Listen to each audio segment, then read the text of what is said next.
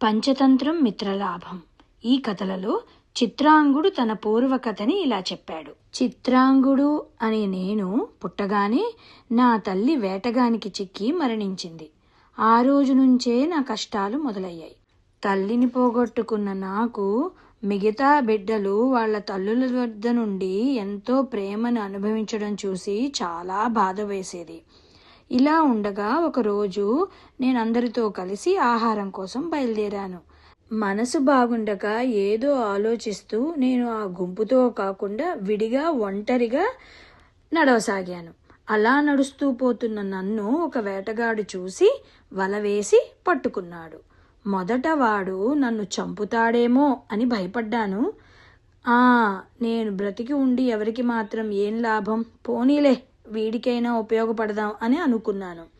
కానీ ఆ బోయవాడు నన్ను తన ఇంటికి తీసుకెళ్ళిపోయి ఎంతో ముద్దుగా ఉన్న నన్ను చూసి, దీనిని రాజుగారికి ఇస్తే ఆయన మనకి ఎంతో ధనాన్ని ఇస్తారు అని నన్ను తీసుకెళ్ళిపోయి రాజుకు అప్పచెప్పాడు. ఆ రాజు నన్ను చూసి, ఆహా ఎంత అందంగా ఉంది ఈ జింక, దీన్ని తీసుకుని వెళ్ళి రాకుమారుల వారికి అప్పగించండి అని చెప్పారు. ఆ రోజు నుంచి నేను ఆ రాకుమారుని దగ్గరే ఉండసాగాను. అయితే ఆ రాకుమారుడు నన్ను బంధించి ఉంచలేదు. నేను పారిపోకుండా నా వెనుక 2 భటులను నియమించి నన్ను స్వేచ్ఛగా తిరిగే ఏర్పాటు చేశాడు. నాకు కూడా అక్కడ చాలా బాగుండడంతో పారిపోయే ప్రయత్నం అస్సలు చేయలేదు. ఇలా కొన్ని రోజులు జరిగిన తర్వాత రాకుమారునికి నాపై ఎంతో నమ్మకం కలిగి నా వెనకాలన్న భటుల్ని కాపలా కింద తీసేశాడు. దాంతో నేను చాలా స్వేచ్ఛాజీవినైపోయాను. నా ఇష్టానుసారంగా ఉద్యానవనమందు పొలాలందు విహరిస్తూ దొరికినవి దొరికినట్లుగా తింటూ వచ్చాను. నా ఆనందానికి హద్దే లేకుండా పోయింది. ప్రతివారు నన్ను ముద్దు చేసేవారే. అప్పుడు నాకు తల్లి లేకపోయిందే అన్న బాధ కూడా తీరిపోయింది. ఇలా ఉండగా ఒకరోజు వర్షం వస్తుంటే ఆ వర్షంలో నేను ఎక్కడ తడుస్తానో అని రాకుమారుడు నన్ను తాడుతో కట్టేశాడు. నాకు ఉరుములు మెరుపులతో కూడిన శబ్దాల వల్ల ఎంతో ఆనందం కలిగింది. అయ్యో, ఇటువంటి వర్షపు రాత్రిని నేను సంతోషంగా స్వేచ్ఛగా అనుభవించలేకపోతున్నానే, ఎంతటి దురదృష్టవంతుణ్ణో అని బాధపడ్డాను. ఇలా నేను మానవ భాషలో మాట్లాడిన ఆ మాటలను రాకుమారుడు విని, ఇదేమిటి, ఈ జింక మనలాగా మాట్లాడుతోంది, దీనికి కారణం ఏమై ఉంటుంది అని ఆలోచించి తన మంత్రులను రప్పించి విషయాన్ని వాళ్ళందరికీ చెప్పాడు.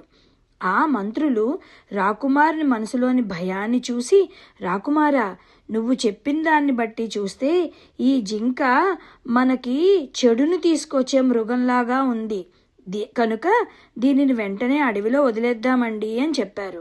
రాకుమారుడు కూడా సరే అన్నాడు ఆ భయంతో. అంతటా రాజుభటులందరూ నన్ను మరల ఈ అడవికి తీసుకొచ్చి ఇక్కడ వదిలేశారు. ఇప్పుడు ఇక్కడ నన్ను ఒక వేటగాడు చూసి వెంటపడగా నా రక్షణ కోసం పరిగెత్తి అనుకోకుండా మీ దగ్గరకు వచ్చాను. ఇలా మీతో నా స్నేహం కూడా కుదిరింది అని చెప్పాడు చిత్రాంగుడు. అంతలో పైన ఎగురుతున్న లఘుపతనకం, మిత్రులారా, ఏమిటా నత్త నడకలు, ఎందుకు అంత నెమ్మదిగా నడుస్తున్నారు? ఆ వేటగాడు ఇటువైపే వస్తున్నాడు. వాడికి చిత్రాంగుడు తప్పించుకున్న సంగతి తెలిసిపోయినట్టుంది. త్వరగా పదండి, త్వరగా పదండి అన్నాడు. దానితో చిత్రాంగుడు హిరణ్యకుడు వేగం పెంచి పరిగెత్తసాగారు. వారికి దారిలో మందరుడు ఎదురుపడి, హమ్మయ్య, వచ్చారా, మీకేమైందో అని చింతిస్తున్నాను, నా బాధ తీరింది అన్నాడు. అయ్యో మిత్రమా, నీవెందుకు ఇలా వచ్చావు? మేమే వచ్చేవారం కదా. ఆ వేటగాడు మనల్ని తరుముతూ వస్తున్నాడు, అదిగో వాడు వచ్చేశాడు మన దగ్గరికి అంటూ అరిచింది ఆ లఘుపతనకం. అంతలో ఏమైందో తెలుసుకోవాలి అంటే మనం వచ్చే భాగం వరకు వేచి ఉండాలి.